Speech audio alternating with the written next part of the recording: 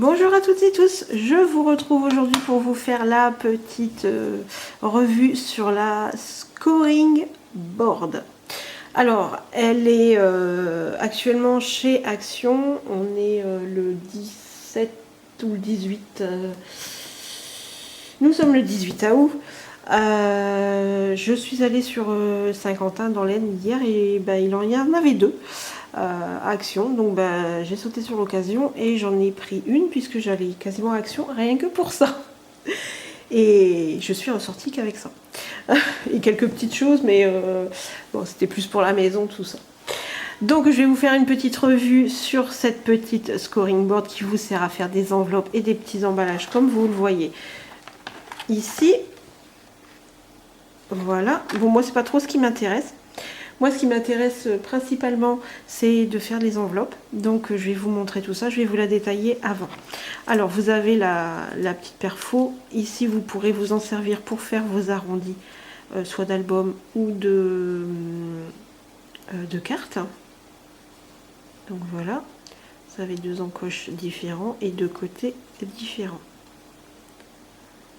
Vous avez notch ici et vous avez corner ici. Vous avez un côté table de rainurage. Alors je me suis trompée quand j'ai fait mon haul Action. J'ai dit qu'elle faisait 14 cm sur 13 cm, ou je sais plus, 13 sur 14, je ne sais plus. Mais en fait elle fait 18 sur 14 cm. Donc vous avez le petit plioir sur le haut, vous voyez, qui se met ici. Vous avez les inches sur le haut et sur votre gauche, et vous avez les centimètres sur le bas et sur votre droite. Ensuite, alors moi les rainurages, je m'en servirai sûrement, hein, mais bon, c'est pas vraiment la principale, voilà, je m'en servirai pas principalement pour ça. Je vais vraiment m'en servir pour faire, à l'endroit c'est mieux, pour faire les enveloppes. Alors, pareil, vous avez les inches ici, je vous explique après le tableau, et vous avez les centimètres ici. Vous avez l'explication en anglais que vous retrouverez par contre sur l'autre côté de l'emballage, avec les explications en français ici. Voilà, moi je vais vous faire l'explication tout de suite après.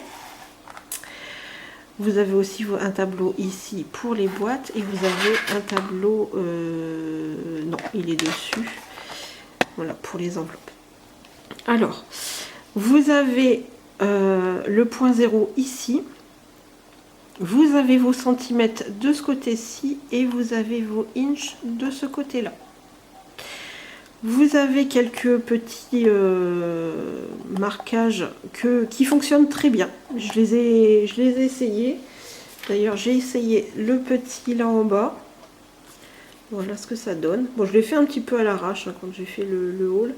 Voilà, c'est juste qu'un post-it, et ça fonctionne plutôt pas mal. Et vous avez justement, alors vous avez votre plioir pour faire votre pli. Voilà, pour votre enveloppe, et vous avez l'autre côté, voilà, pour justement faire vos petits dessins que vous trouvez sur votre planche. Ensuite, alors vous avez, bon, les inches, moi je m'en sers pas, donc je ne vais pas vous en parler, mais je vais vous parler des centimètres. Donc vous avez les tailles de papier,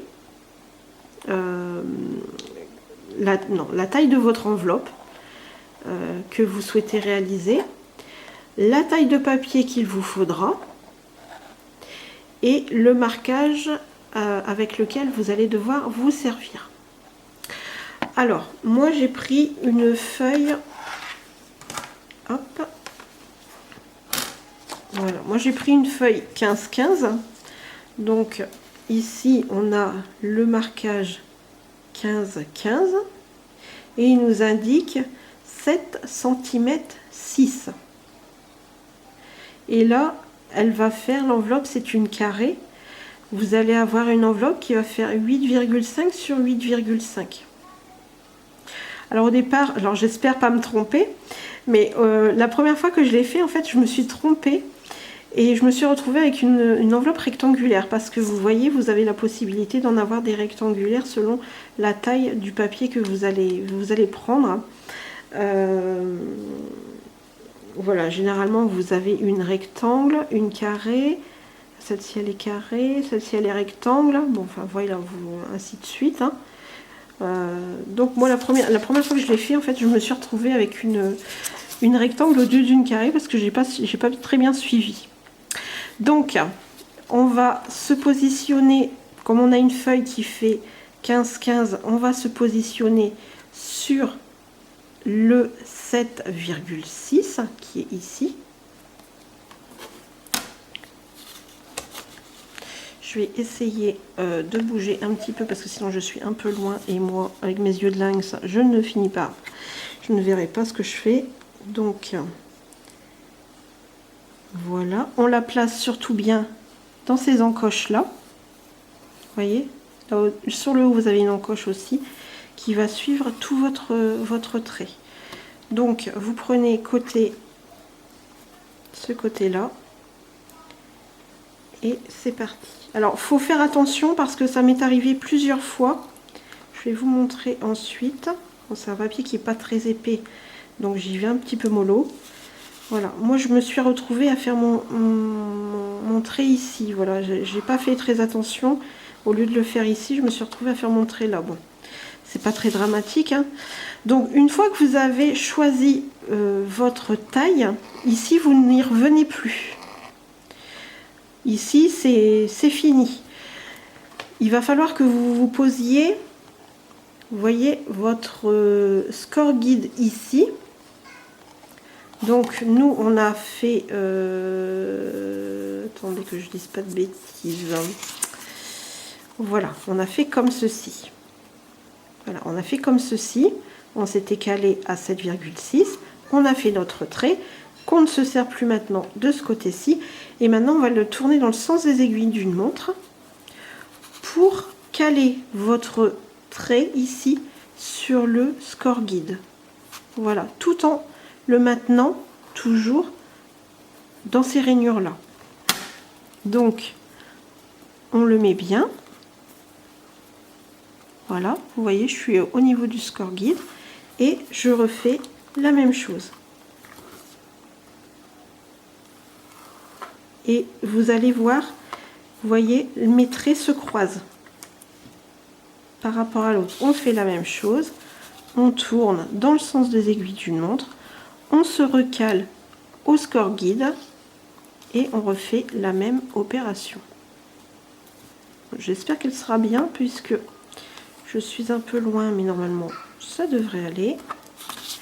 Le quatrième, voilà, on se cale toujours et on y va. Hop. Voilà. Ensuite, vous n'avez plus besoin de votre table. Voilà, votre table de rainurage. Voilà. Donc ensuite, vous voyez, tout se croise. Et c'est à ça que va servir ces deux petits points que vous avez ici. Donc, vous allez bien vous caler. Vous voyez, il n'y a pas de décalage à faire. On tombe vraiment bien. Voilà, donc, hop. Voilà, en voilà un. On fait le deuxième. Le troisième. Le quatrième. Et voilà. Vous avez toutes vos encoches qui sont faites. Ensuite, vous prenez l'autre côté. Et voilà, vous faites vos petits embouts. Alors, soit vous faites juste celui qui va venir se rabattre. Voilà, et vous n'êtes pas obligé de faire les quatre coins spécialement. Hein. Et après, vous pliez. Regardez.